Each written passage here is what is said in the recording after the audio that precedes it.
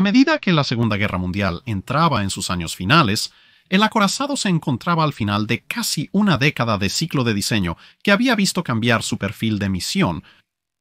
de formas que probablemente ni siquiera se habían visto en el periodo que rodeaba el lanzamiento del Su Majestad Dreadnought, al menos en términos de la velocidad de este cambio.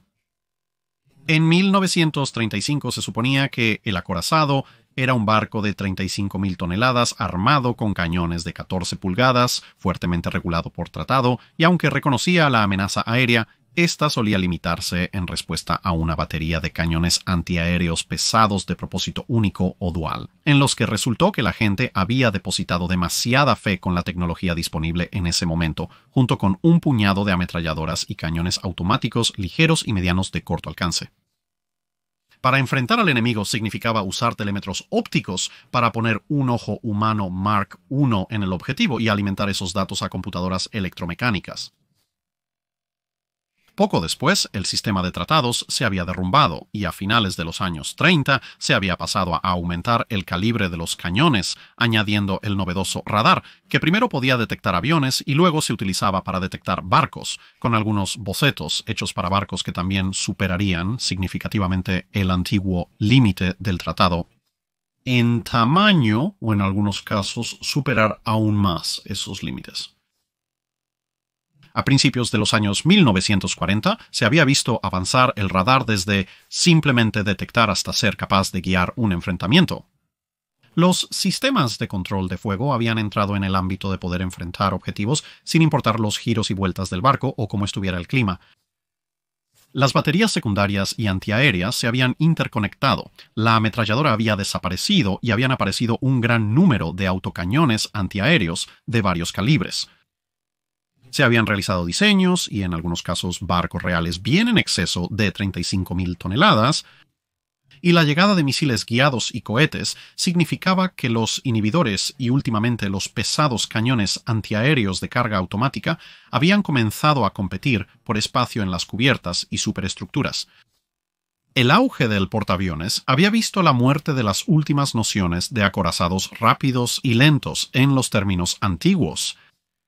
Ahora un barco que podía alcanzar 28 nudos anteriormente, el sello distintivo de un acorazado rápido, apenas era viable. 30 nudos o más era casi un mínimo para entrar, y aunque el núcleo de un acorazado seguía siendo sus cañones pesados y placa de armadura, se ocupaba masivamente más desplazamiento en lidiar con otras amenazas, torpedos y minas submarinas, así como todo tipo de amenazas aéreas entrantes. Anteriormente considerados como plataformas de artillería móviles que buscaban decidir campañas o incluso guerras en unas pocas horas furiosas de batalla, el acorazado moderno de 1944 y 1945 era ahora algo más parecido a una fortaleza móvil que tenía que resistir un asedio prolongado que venía desde todos los ángulos, y este asedio podría durar días o incluso semanas. Los acorazados que habían o estaban a punto de entrar en servicio en el periodo de la Guerra Tardía o el periodo inmediato de posguerra, Iowa's Vanguard, el reconstruido Jambar, aún eran reflejos del diseño de acorazados de 1940, algo adaptado en los detalles durante la construcción y, en el caso anterior, servicio durante la guerra, pero con la clase León en el Reino Unido habiendo sido cancelada y los Montanas en los Estados Unidos sufriendo el mismo destino, la pregunta sigue siendo, ¿se planeó o pensó algo en términos de construcción de acorazados que sea posterior a estos barcos? La respuesta es sí. Hacia el final de la Segunda Guerra Mundial, y en algunos casos después, todavía había algún trabajo de diseño en marcha para la próxima generación de acorazados, pero en comparación con la preguerra, el número de naciones que realizaban este trabajo se redujo considerablemente. Italia se había retirado formalmente de la guerra en 1943, aunque la tierra misma continuó siendo un campo de batalla prácticamente durante el resto del conflicto, con algunas fuerzas italianas que continuaron luchando de un lado o del otro dependiendo de su alineación política. En las últimas etapas de la guerra no se había realizado ningún trabajo y después de la guerra la economía había sido casi destruida físicamente. El trastorno político en los años posteriores a la guerra, junto con los términos de paz de los aliados, significaba que no había posibilidad de que Italia construyera nuevos buques de guerra a gran escala. Alemania, fuera de los sueños febriles de los bocetos de H-42 a H-44, que eran más para intentar hacer que sus diseñadores parecieran lo suficientemente ocupados para que no pudieran ser enviados al frente oriental que cualquier otra cosa, no había considerado seriamente el nuevo diseño de buques capitales para la mayoría de la guerra, y después de la guerra, el país estaba en proceso de ser dividido por los aliados victoriosos. Nuevamente, no habría trabajo de diseño de acorazados aquí. Japón había sido reducido en gran medida a estar en llamas y últimamente ligeramente radiactivo. El número de grandes buques de guerra supervivientes que quedaban a la Marina Imperial japonesa podría haber sido contado sin ayuda por los dedos restantes del almirante Yamamoto si hubiera sobrevivido a la guerra y esos pocos barcos iban a ser llevados a desguace o pruebas de bombas atómicas pronto, con una fuerza de ocupación estadounidense ya en el país y una nueva constitución que renunciaba a la guerra y a la fuerza militar en su totalidad. Era imposible que un nuevo diseño de buque de guerra, especialmente un acorazado, surgiera de ese cuarto. Francia había estado del lado ganador, pero con varias partes de ella habiendo estado bajo ocupación alemana durante varios periodos de tiempo, antes de convertirse en el frente de gran parte de la campaña en Europa Occidental desde el día D casi hasta el final de la guerra, también estaba en ningún estado para contemplar nuevos buques de guerra, y en su lugar estaría completando y reparando cascos existentes durante bastante tiempo. Eso dejó tres grandes marinas, la estadounidense, la británica y la soviética, esta última un poco tarde en el juego como una gran marina. Las tres considerarían el potencial de nuevos acorazados, pero ninguno se construiría nunca. Aún así, es informativo mirar los programas de cada nación respectiva y ver por qué el acorazado, como un proyecto de diseño en curso, murió en los fuegos de la Segunda Guerra Mundial, incluso si algunos ejemplos ya terminados continuarían brindando buen servicio durante décadas por venir. Los diseños de acorazados estadounidenses después de la cancelación de los Montanas consistieron principalmente en dos corrientes de trabajo. La primera fue en realidad continuar con varias modificaciones al diseño de la clase Montana, ya que los barcos en construcción habían sido cancelados en julio de 1943, pero esto fue 2 años después de que se suponía que debían haberse establecido. Y en el lapso entre esas dos fechas, la experiencia de guerra se había incorporado para ver qué podría haber cambiado si los barcos se hubieran reiniciado. Primero analizaremos esa línea de pensamiento. La Marina de los Estados Unidos concluyó que con el estallido de la guerra, las naciones enemigas probablemente dejarían de construir acorazados por completo, o al menos de desarrollar nuevos diseños y solo terminarían los ya comenzados. Así, el cinturón de armadura de Montana, diseñado para resistir el cañón de calibre 50 de 16 pulgadas disparando proyectiles superpesados a rangos de batalla normales, podría estar exagerando un poco, considerando que estamos en 1942 y el hecho de que los Yamato montaban cañones de 46.04 centímetros aún no se había realizado completamente. Por el contrario, se veía una amplia y preocupante variedad de bombas semiperforantes y perforantes de armadura de tamaño cada vez más inquietante, siendo desplegadas en el teatro europeo y también en el Pacífico, con los japoneses adaptando proyectiles de 16 pulgadas en bombas perforantes de armadura en Pearl Harbor. Se propusieron dos alternativas, partiendo de la armadura de cinturón de 16 pulgadas y las aproximadamente 6 pulgadas de cubierta de armadura principal del diseño original. La opción 1 era reducir la armadura del cinturón a 2.1 pulgadas, es decir, volviendo a la correa que se encontraba en la clase Iowa, y luego usar el peso ahorrado para agregar a la armadura de la cubierta. Los Montanas tenían una cubierta de bombas delgada diseñada para iniciar proyectiles lanzados desde el aire que estaba muy por encima de la cubierta de armadura principal.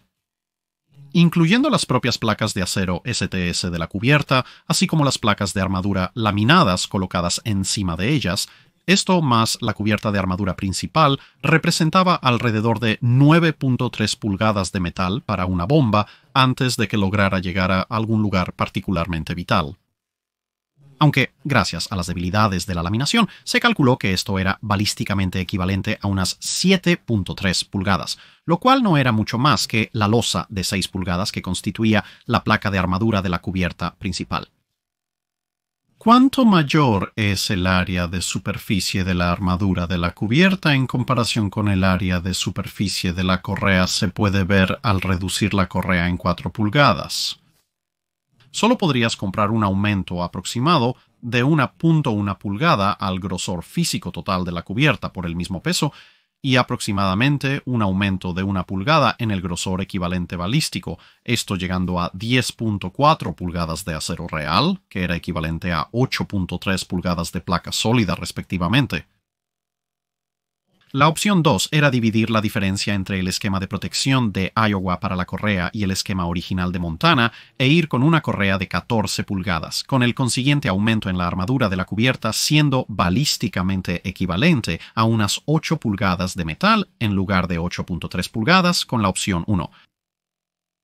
Parece que ambas opciones se han centrado principalmente en aumentar el grosor de la cubierta de bombas, ya que las bombas más pesadas necesitarían que esta capa resistiera más para iniciarlas en primer lugar. Manteniendo la cubierta de bombas intacta contra una bomba perforante de armadura pesada, tendría poco efecto sobre la bomba, dejando al blindaje principal lidiar con ella casi como si la cubierta no estuviera allí. Sin embargo, nada surgió de estas ideas y algunos de los últimos trabajos registrados, al menos hasta donde tengo conocimiento, estaban buscando tratar de mejorar el poder de fuego antiaéreo del barco. Esto consistía en hacer el casco de Montana más largo y por lo tanto más pesado, pero sin ningún aumento sustancial en la maquinaria, lo que habría reducido su velocidad máxima a unos 27 nudos. La idea parece haber sido intentar conseguir todas las pesadas armas antiaéreas de doble propósito en un solo nivel, pero aún manteniendo buenos arcos de fuego que luego permitirían que el armamento de 40 mm Bofors estuviera en un piso más alto. Los montajes de 5 pulgadas superiores en el diseño original habrían dado a los Bofors de 40 mm mejores arcos de fuego. Se consideraron 3 opciones. La primera era simplemente alargar el barco y luego considerar cambiar la batería secundaria para tener 8, 6 o incluso ningún montaje gemelo de 5 pulgadas y 54, con las reducciones siendo compensadas con aumentos a los 40 milímetros del barco, y armamento de 20 milímetros, teniendo en cuenta que en 1942, cuando se inició este trabajo, el Oerlikon de 20 milímetros todavía se consideraba un arma antiaérea viable, a diferencia de 1945, momento en el que los Bofors de 40 milímetros eran prácticamente el precio mínimo de entrada para una defensa antiaérea seria. La siguiente opción eliminó la torreta superpuesta de popa, reduciendo la batería principal a 9 cañones. El espacio resultante se utilizó para distribuir las mismas opciones de batería secundaria que en el primer caso, aún más, mejorando así sus arcos de fuego. Y la última opción era la opción de 9 cañones, pero con parte del espacio interno del casco gracias a la prolongación del barco, dedicado a un poco más de maquinaria para intentar recuperar algo de la velocidad. Pero parece que esto fue hasta donde llegó con los Montanas, ya que todo el trabajo en ellos parece haberse detenido con la decisión de julio de 1943 de cancelarlos. El otro, mucho más prolongado, flujo de trabajo se centró en la clase Iowa, no en los 4 que realmente entrarían en servicio, sino en los incompletos Illinois y Kentucky, o posiblemente incluso en sus sucesores. Hay algunos memorandos y notas que sugieren que en 1944 se estaba considerando un diseño mejorado de Iowa, principalmente dirigido a abordar algunos defectos de diseño que se habían encontrado en la clase original que no habían podido ser abordados con los ligeramente revisados Illinois y Kentucky. La velocidad de los barcos y, por lo tanto, su capacidad para mantener el ritmo con los grupos de portaaviones se consideró favorable, pero esto parece haber sido nuevamente, a la espera de que potencialmente salgan a la luz más documentos, un trabajo en gran medida especulativo. La siguiente etapa llegó después de la guerra y la mayoría de estos esfuerzos se centrarían en el Kentucky. La primera ola de diseños contempló reemplazar las torretas de 41.1 centímetros por cañones automáticos de 20.3 centímetros, similares a los de los cruceros clase Des Moines. Para evitar la repetición, te remitiré a un video que hice anteriormente sobre exactamente estas ideas. Hay un enlace en la descripción de abajo y posiblemente, si recuerdo ponerlo, en algún lugar de la pantalla también. Ahora, además de simplemente pegar un montón de cañones de 8 pulgadas en lugar de las armas de calibre 50 de 16 pulgadas, también había una idea de un proyectil Sabot de 4 pulgadas con un cohete adjunto a él, que podría cargarse como una especie de proyectil antiaéreo de ultra largo alcance, con este proyectil equipado con un fusible de proximidad. Alguien también propuso la idea de otro tipo de cañón principal. El calibre es un poco incierto, pero la idea era retroceder un siglo para hacer que el cañón fuera de ánima lisa, que luego dispararía la siguiente evolución lógica del proyectil Sabot de cohete mencionado anteriormente, un misil guiado lanzado por un cañón, posiblemente asistido al cielo por algún tipo de pequeña carga, si pudieran hacer que el sistema de guía en el misil sobreviviera a la aceleración repentina. Estos planes fueron en gran medida abandonados casi tan rápido como se generaron, apenas superando la etapa de boceto en una servilleta. El último suspiro del diseño de acorazados, en contraposición a un plan un poco dudoso a finales de los años 50 para meter casi la potencia de un portaaviones de clase Nimitz en un acorazado de clase North Carolina o de clase South Dakota, para ver si podías hacer que alcanzara 31 nudos, fue una idea de 1955 para un grupo de batalla de un solo barco. Esto consistía en reemplazar la torreta trasera con un conjunto de lanzadores para un número de misiles de crucero con punta nuclear Regulus II. 4 de los montajes de 5 pulgadas serían reemplazados por misiles superficie-aire Terrier o Talos, y las instalaciones antiaéreas ligeras y medianas serían suplantadas por 10 montajes automáticos gemelos de 3 pulgadas. En la década de 1950, lo nuclear estaba de moda. Los cañones de 16 pulgadas podían disparar proyectiles nucleares y los misiles Talos tendrían ojivas nucleares opcionales. Pero lo creas o no, esa no era la opción más nuclear. El último suspiro de esta línea de pensamiento fue esencialmente vaciar el casco y luego instalar un depósito con 16 misiles balísticos nucleares de combustible líquido que serían disparados uno a la vez por una torre gigante y una grúa instalada en medio de los barcos. Las torretas principales de proa y popa serían reemplazadas por 4 lanzadores Talos gemelos, posiblemente con puntas nucleares, junto con 12 lanzadores Tata gemelos en los lados. Se cree que estos tendrían puntas convencionales, ya que las grandes ojivas nucleares de explosión aérea no cabían en ellos. Nadie había pensado en combinar ojivas de Davy Crockett con clavos en el exterior para crear efectos de metralla basados en plasma. La otra opción, que lo creas o no, era un poco más sensata. Tenía solo 2 lanzadores Talos gemelos, 4 lanzadores Terrier gemelos y 4 cañones automáticos antiaéreos de 3 pulgadas para defensa, y esto tenía solo una docena de misiles balísticos de alcance intermedio con puntas nucleares a bordo, pero esta vez estos estaban en 2 filas de 6 tubos del sistema de lanzamiento vertical que corrían de proa a popa desde detrás de la superestructura. El aumento de espacio para la granja de misiles reduciría la velocidad del barco a poco más de 27 nudos, ya que se eliminarían los espacios de maquinaria delanteros para dar cabida a los misiles balísticos.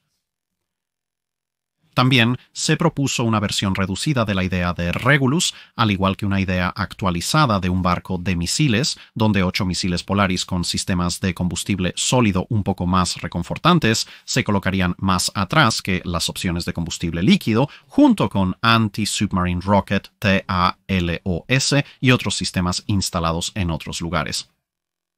Pero, con la muerte de estas ideas a finales de los años 50, la línea de desarrollo continuo de los acorazados estadounidenses fue discretamente llevada al fondo y se le dio el viejo tratamiento de Yeller. Varios tics devolverían la idea de los años 70 de convertir al United States Ship New Jersey en la plataforma Aegis más grande del mundo, y más tarde en un portaaviones de batalla, por ejemplo, pero eso está bien más allá del alcance del canal.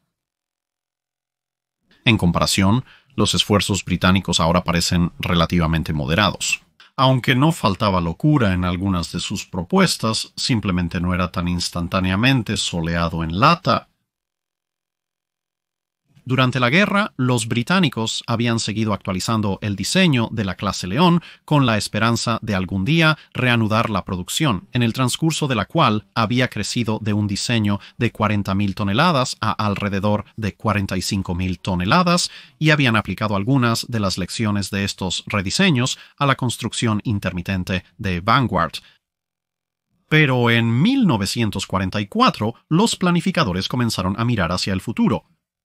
Los esquemas de protección de cubierta anteriores se habían basado en resistir una bomba de 1.000 libras, lo cual era una suposición razonable en una era en la que los únicos bombarderos en picado que llevaban algo en ese rango de peso eran los Dauntlesses de la Marina de los Estados Unidos. Pero a medida que avanzaba la guerra, los alemanes estaban atando cargas de bombas cada vez más improbables a los pobres Stukas, incluso hasta el punto en que se tenía que dejar atrás cantidades significativas de combustible y todo el artillero trasero. Más tarde, usando aviones levemente mejores, desplegaron un número reducido de bombas perforadoras de blindaje asistidas por cohetes de hasta 4.000 libras y el Fritz X guiado por radio de alrededor de 3.000 libras. Esto requeriría sustancialmente más blindaje de cubierta. Se calculó que la cubierta principal debía tener al menos 7.5 pulgadas de espesor si se quería repeler una bomba de 4.000 libras. Pero a diferencia de los planes de Estados Unidos que parecían centrarse en las amenazas aéreas principalmente como bombas con torpedos tratados por separado por el sistema de defensa contra torpedos, los británicos típicamente se habían preocupado por un arma que ellos mismos habían inventado bajo el principio de que si ellos podían inventarlo, seguramente cualquier otra persona también podría. Durante la guerra habían equipado algunos de los distintivos cohetes RP-3 con ojivas sólidas. Estos estaban diseñados para sobrevivir a la entrada en el agua, permitiendo a los aviones equipados con cohetes atacar submarinos a poca profundidad como si uno fuera atrapado haciendo snorkel.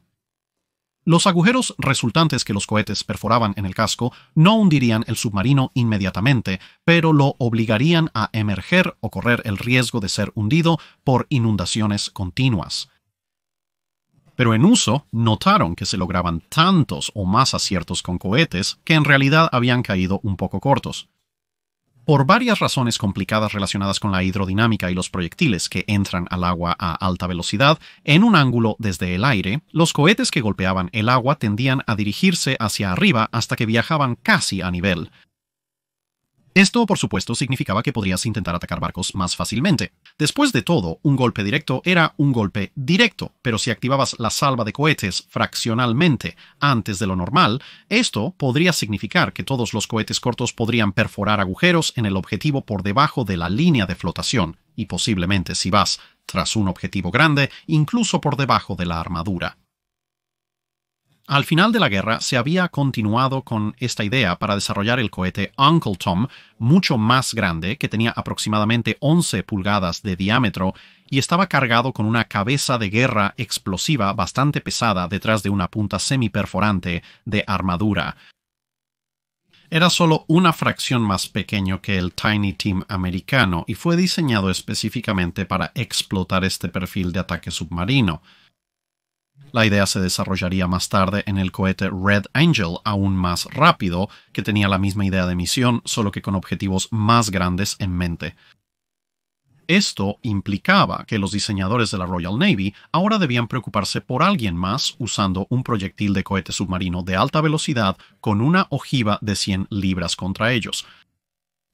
Además de algún tipo de defensa física contra dichos cohetes, para intentar lidiar con los propios aviones que podrían estar transportando los cohetes u otro tipo de armamento, la batería de doble propósito pesado en la iteración actual del diseño del acorazado se cambió de las 5.25 pulgadas a la nueva montura cuadrada de 4.5 pulgadas, como se encuentra en cosas como el destructor de la clase Daring. que ofrecía 3 veces la tasa de fuego de las 5.25 pulgadas si el sistema de autoloader decidía funcionar ese día en particular, pero incluso si estabas cargándolo a mano, aún obtenías un aumento del 50% en la tasa de fuego. El tamaño más pequeño de la montura también significaba que se podían llevar una docena de ellas en lugar de las 8 gemelas de 5.25 que se podían encontrar en el King George V y Su Majestad V Vanguard, por lo que sustancialmente más proyectiles en el aire. Los 20 mm Oerlikon serían eliminados por completo. El barco contaba con una serie de montajes Bofors de 40 mm sextuples, cada uno con su propio radar de alcance y enlaces al control central de fuego. Pero mientras que la Marina de los Estados Unidos tuvo que luchar con la anchura de las esclusas del Canal de Panamá como su principal antagonista para el tamaño del barco, los británicos tenían un problema más fundamental. Se impuso un límite de tamaño de 840 pies por 118 pies. Se consideraba que este era el barco más grande que podía ser atendido cómodamente en los astilleros de todo el imperio. Había muelles más grandes, como el de Hood, de 262.1 metros, pero no eran comunes. Para acomodar todas las nuevas opciones de armamento, además de los trípodes de cañones de 16 pulgadas, potencialmente con carga automática parcial para reducir el tiempo de recarga a unos confiables 20 segundos, se calculó que se necesitaría un barco de poco más de 50.000 toneladas de desplazamiento estándar si se quería alcanzar 28 nudos cuando el barco estuviera completamente cargado, pero recién salido del muelle, con un casco de 830 pies de largo. Pero por supuesto, la resistencia sufriría cuanto más tiempo estuviera el barco en el mar y más sucio se volviera el casco. Para instalar más potencia para superar esto y aumentar la resistencia hasta 6.000 millas náuticas a 25 nudos en aguas tropicales mientras el barco estaba muy sucio y profundamente cargado, se requerirían casi otras 3.000 toneladas. Para aumentar ese peor caso de un rango de 6.000 millas náuticas hasta ser logrado a 28 nudos, significaba suficiente potencia para dar una velocidad máxima mientras el barco estaba recién salido del muelle a 31.5 nudos, pero empujaba el desplazamiento a 57.5 mil toneladas y necesitaría 235.000 caballos de fuerza equivalentes a la planta de energía de un portaaviones de clase Midway, más toda la planta de energía del Su Majestad Dreadnought añadida a él. Nuevamente mirando esa peor condición, pero con la resistencia de 6.000 millas náuticas logradas a 30 nudos, se calculó que necesitarías un barco de 62.700 toneladas de desplazamiento estándar, poco más de 70.000 toneladas cuando está completamente cargado, lo que pondría al barco a solo un pelo de distancia de Yamato con ambos barcos a plena carga. Pero para alcanzar esa velocidad, que obviamente sería aún más rápida cuando el barco estuviera limpio y recién salido del muelle, necesitaría unos impresionantes 320.000 caballos de fuerza. O el equivalente a la potencia del motor del entonces futuro portaaviones nuclear Enterprise Carrier Vessel Nuclear, 65 más toda la planta de energía de un acorazado de clase Nelson añadida en la parte trasera. ¿Cómo ibas a transferir esta potencia a través de 4 ejes de hélice? Era una pregunta que nadie realmente quería pensar.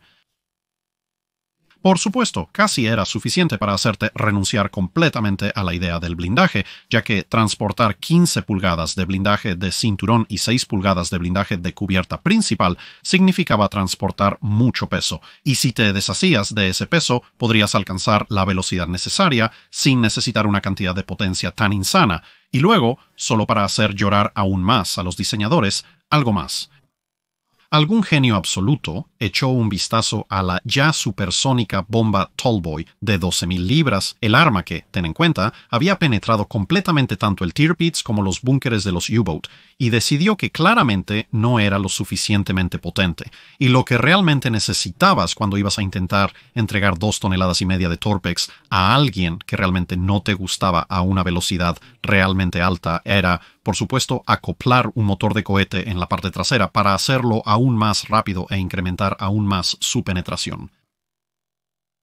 Intentando al menos obtener protección contra la mayoría de las armas, sino contra los tall boys habilitados para el hiperespacio, el director de construcción naval volvió a la mesa de dibujo y anunció que era posible tener un barco con blindaje completo alrededor de los depósitos de municiones si se quitaban un par de pulgadas del cinturón y la cubierta sobre la maquinaria, y también podría acomodar todas las armas y sensores que quisieras. También podrías añadir un sistema de defensa contra torpedos que pudiera hacer frente a un torpedo que lleva una ojiva de 1.200 libras y también permitía un mamparo de 2,5 pulgadas por debajo de la línea de flotación que detendría los cohetes submarinos. La velocidad de alcance de 6.000 millas náuticas solo sería de 20 nudos, pero la velocidad máxima seguiría estando bien alrededor de 30 nudos en condiciones limpias. Todo lo que necesitabas era un barco de más de 1.000 pies de largo y 120 pies de ancho, con un desplazamiento de alrededor de 70.000 toneladas a plena carga. El espíritu del almirante Fisher quizás apuntaba frenéticamente al Su Majestad Incomparable, vociferando que él les había advertido hacía casi 3 décadas. Concluyendo que esto quizás no era del todo factible, intentaron reducir el diseño, acortando la ciudadela tanto como fue posible, pero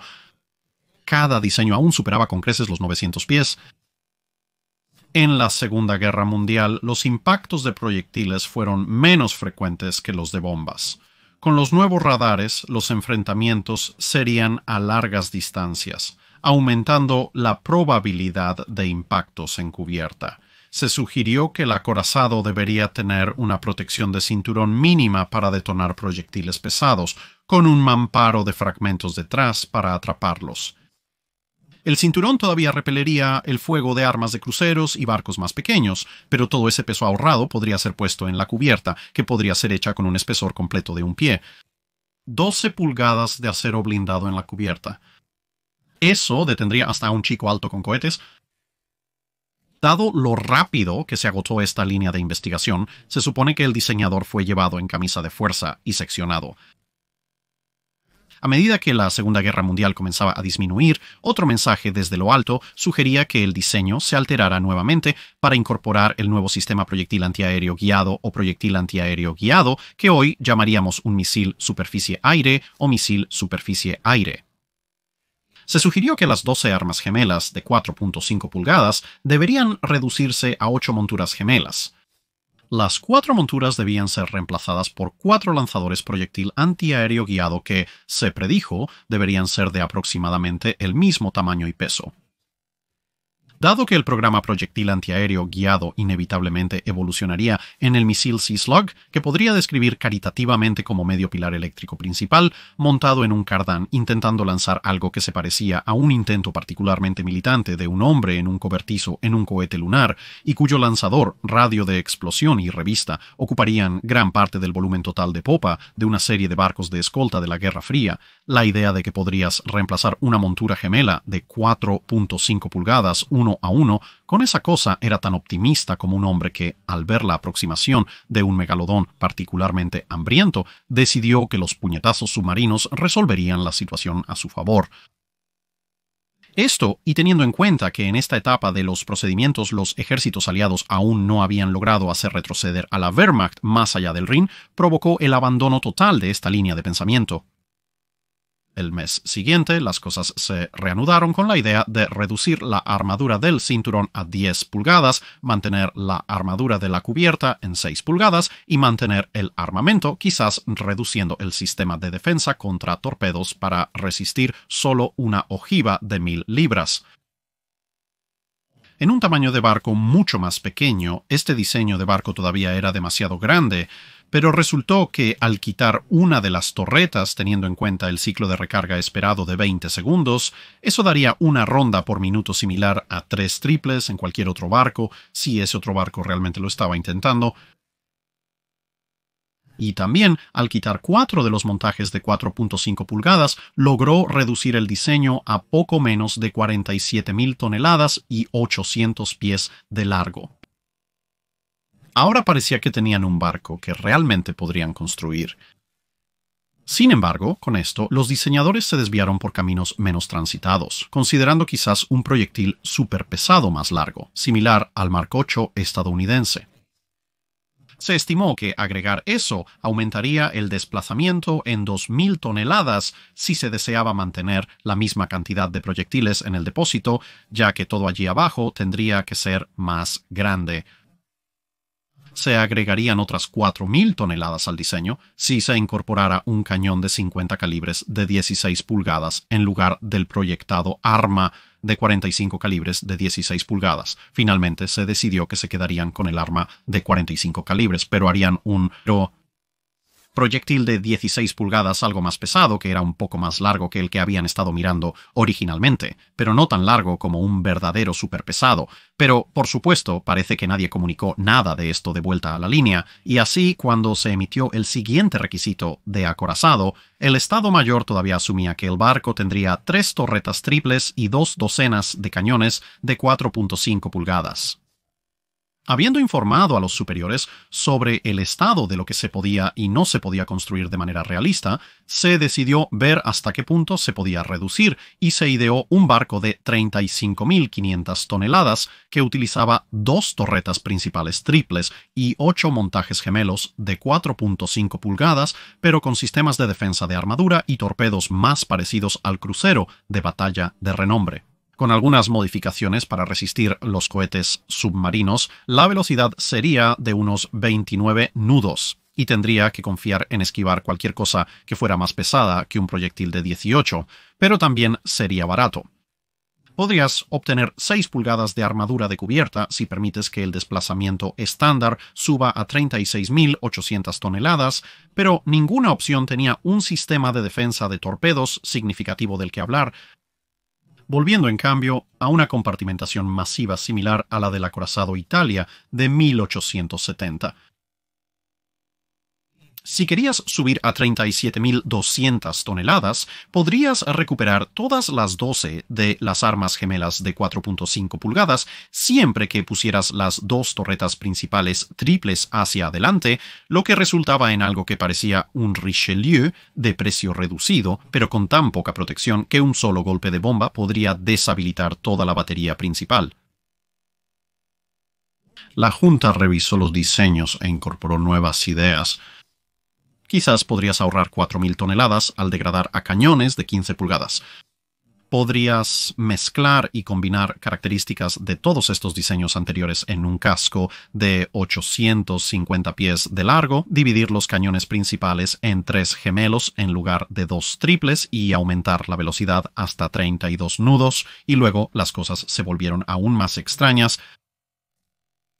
Se sugirió eliminar la armadura de la maquinaria, ya que los motores no eran tan importantes. También se pidió considerar los cañones de 14, 15 y 16 pulgadas, afortunadamente no todos en el mismo barco, sino en diseños gemelos, triples o cuádruples.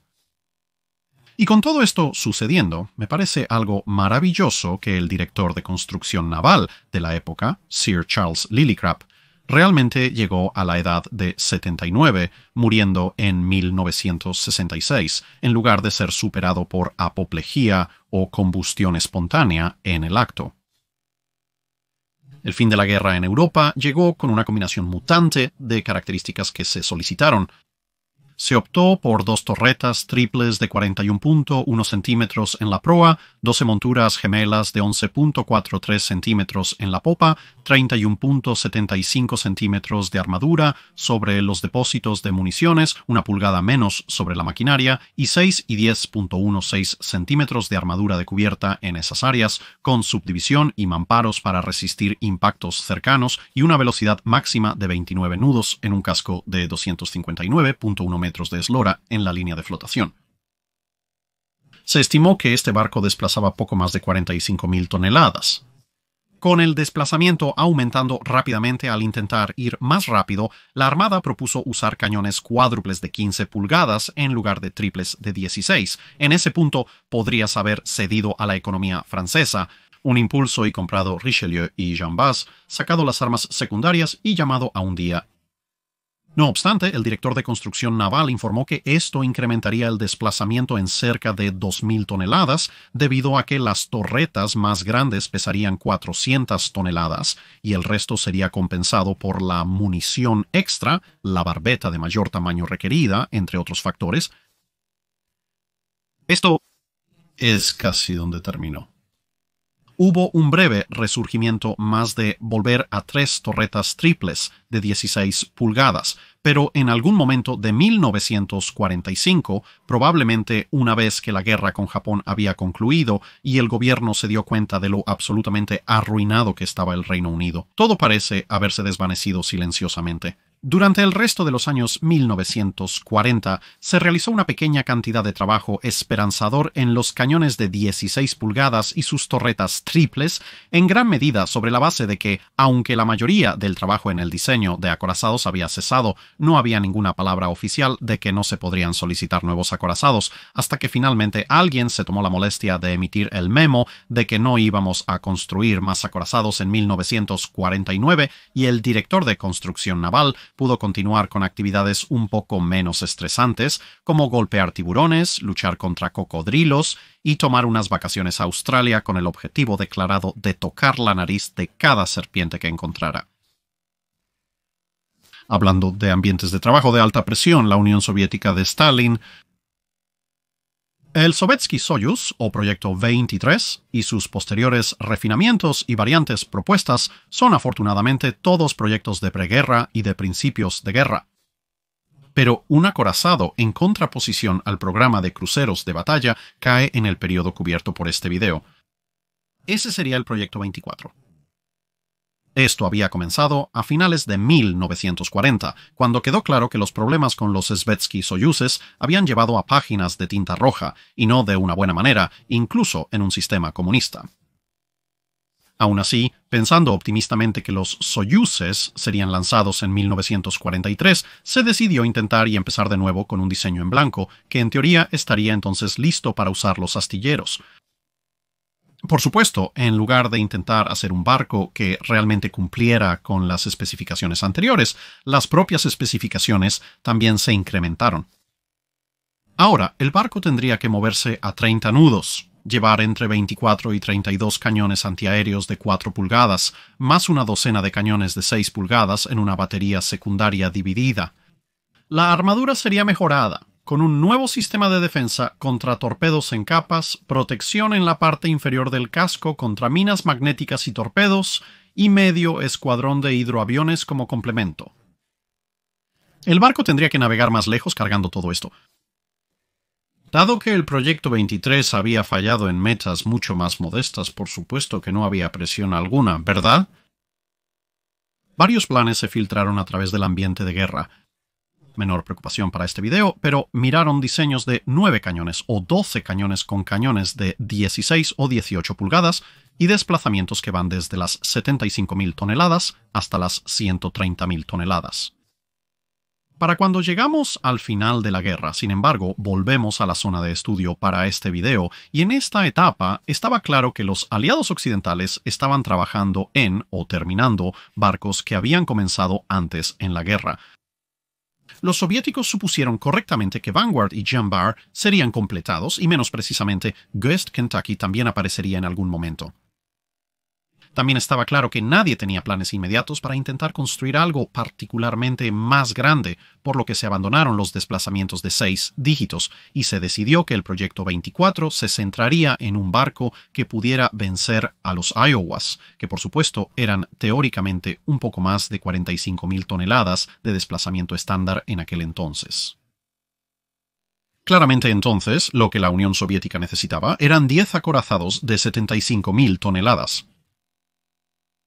Aunque la Armada Soviética no los quería y buscaba posponer su construcción, Stalin estaba enamorado de una flota de superficie. Se elaboró una especificación para un barco de 75.000 toneladas con 9 cañones de 16 pulgadas, 2 docenas de cañones de doble propósito de 5.1 pulgadas, una variedad de armas más ligeras, blindado para resistir fuego de cañones de 16 pulgadas en rangos razonables, protegido contra una bomba de 2.200 libras lanzada desde 10.000 pies y un torpedo con ojiva de 2.000 libras, aunque nunca se discutió cómo golpear un barco desde esa altitud.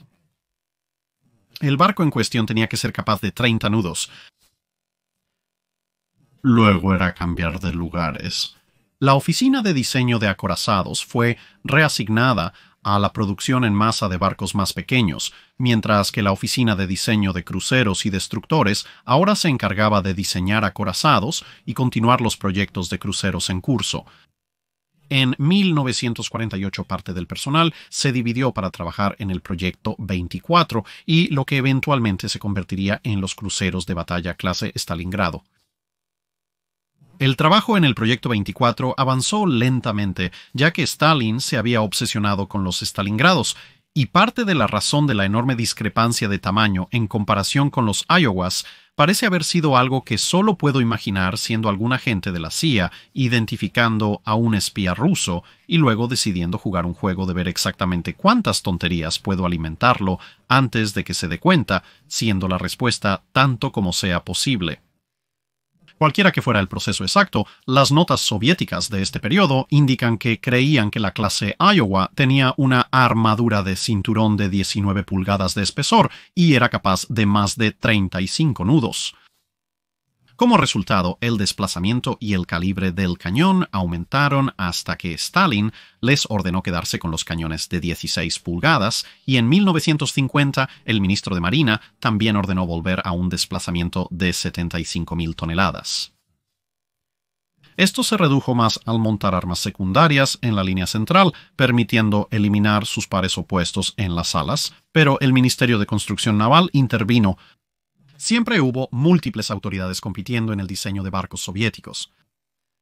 Propusieron una idea completamente nueva, un barco mucho más pequeño, de los cuales se podrían construir 2 o 3 en teoría por el costo de un solo barco monstruoso. Estos barcos pequeños también podrían cubrir los requisitos del proyecto 82, los Stalingrados, y por lo tanto les permitiría producir una sola serie de un tipo de barco capital. Para lidiar con los supuestos monstruos de Iowa, se propuso utilizar una táctica de la Marina Imperial rusa en la Primera Guerra Mundial en el Mar Negro, pero con equipos de radio y radar modernos. Y esto simplemente consistía en tener varios de estos barcos más pequeños navegando juntos y vincular sus sistemas de control de fuego para que todos los barcos dispararan como uno solo al mismo objetivo. Esto había funcionado hasta cierto punto, permitiendo a los pre-dreadnoughts rusos enfrentarse al superior crucero de batalla Yavuz Sultan Selim, el ex-Govan, durante la Primera Guerra Mundial, por lo que seguramente la tecnología moderna haría la tarea aún más fácil. Si te enfrentabas a este monstruo Iowa y hundía uno de tus barcos, aún tenías otros 2 para seguir disparando. Luego apareció el buen camarada con ideas, y surgieron recomendaciones para que cada barco tuviera un pequeño número de cañones de 18 pulgadas con una extensa batería secundaria de armas de grado de crucero pesado para disparar explosivos de alto poder a altos ángulos, siendo el objetivo ostensiblemente destrozar el control de fuego enemigo y el radar en una granizada de proyectiles, después de explicarles que en realidad no estaban intentando recrear pre-dreadnoughts y que en cualquier caso la Unión de Repúblicas Socialistas Soviéticas no tenía realmente ningún cañón de 18 pulgadas, se elaboraron 3 diseños. Todos tenían 10 pulgadas de armadura sobre los depósitos de municiones, con 7 pulgadas en otros lugares, cubiertas de aproximadamente 5 pulgadas de espesor y velocidades de poco más de 30 nudos, excepto para el diseño más grande, que alcanzaba casi 33 nudos. La razón para las 10 pulgadas de armadura era que se suponía que los barcos lucharían casi de proa en adelante. Las baterías antiaéreas también eran idénticas, 12 cañones gemelos de 57 mm y 12 cañones cuádruples de 25 mm. No obstante, las baterías principales diferían mucho. El barco más pequeño tenía un desplazamiento estándar de 29.700 toneladas con una torreta triple de 41.1 centímetros en la parte delantera y una torreta cuádruple de 18.03 centímetros en la parte trasera. La superestructura en los tres diseños era bastante baja, y los barcos fueron diseñados, como se dijo, para luchar de proa a popa, por lo que se supone que esta combinación de factores con la superestructura era para permitir que la torreta de popa disparara por encima de la superestructura siempre que estuviera a una gran elevación. Ciertamente estaba posicionado lo suficientemente atrás para hacerlo. El siguiente diseño, a pesar de las instrucciones, tenía una torreta gemela de 18 pulgadas en la proa y una torreta cuádruple de 8.7 pulgadas en la popa. Presumiblemente, el diseñador aún no había recibido ese memo de no 18 pulgadas, y el diseño final, que era el rápido, era de 39.250 toneladas, que no era precisamente pequeño, y tenía una torreta gemela de 16 pulgadas en la proa, con una torreta triple de 16 pulgadas superpuesta sobre esa para un total de 5 cañones principales, y una torreta cuádruple de 7.1 pulgadas montada realmente muy atrás. Habiendo decidido que le gustaba la idea de al menos uno de estos barcos bastante extraños, el Ministerio de la Marina ordenó que se realizaran estudios más detallados, pero luego Stalin murió y con un suspiro colectivo de alivio, toda la idea fue rápidamente descartada y olvidada. Y eso, damas y caballeros, es por qué nadie construyó nuevos acorazados después del final del mundo. Eso es todo para este video. Gracias por ver. Si tienes un comentario o sugerencia para un